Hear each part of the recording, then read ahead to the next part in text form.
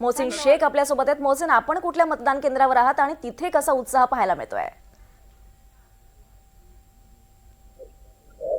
नक्कीच मी सिल्लोडच्या मतदान केंद्रावर आहे, पण एक चित्र तुम्हाला थोडंसं दाखवण्याचा प्रयत्न करतो, कारण या निवडणुकीत सर्वाधिक चर्चा जर झाली असेल तर ती दुबार नावाची झाली आणि त्यामुळे यावेळेस निवडणूक आयोगाने एक प्रक्रिया राबवली होती की या मतदान केंद्रावर जे आहे तर दुबार नावं जरा मला दाखवा ना, ते हे बघा, ह्या अशा पद्धतीने बूथवरच आता जी यादी देण्यात आली तिच्या समोर असे 2 स्टार आपल्याला पाहायला मिळतात। हे बघा, इकडेही अशा 2 स्टार पाहायला मिळतात।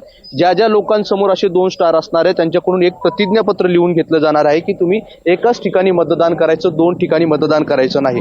आता मी जिथे उभा आहे या ठिकाणी भाजप आणि अब्दुल सत्तार यांच्यात काटेकी टक्कर आपल्याला पाहायला मिळतात। माझ्यासोबत या ठिकाणी भाजपचे काही लोक आहेत ज्यांनी 2 दिवसापूर्वी ज्यांचा व्हिडिओ व्हायरल झाला होता ज्यात मारहाण झाल्याचं आपल्याला पाहायला मिळत होतं। काय सगळी परिस्थिती आहे सध्या बूथवर आणि अनेक ठिकाणी या ठिकाणी मतदान बूथवर मशीन पण बंद पडल्याचं पाहायला मिळालं। हा सगळा सत्तार यांच्या दडपशाहीचा प्रकार आहे। प्रशासन सत्तार यांच्या दबावाखाली काम करत आहे।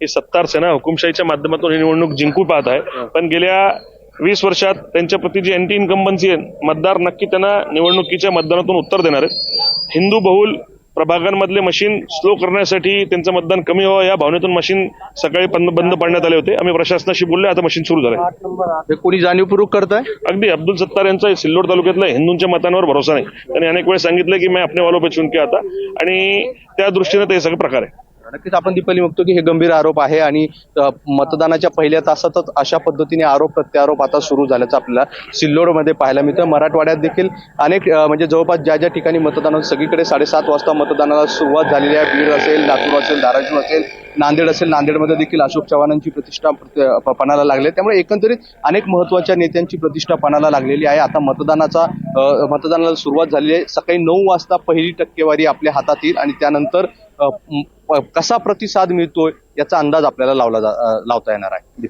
निश्चितच मोहसिन, एकंदरीत उत्साहपूर्ण वातावरण खरं तर तरुणांपासून ते ज्येष्ठांपर्यंत इथं मतदारांमध्ये दिसतंय।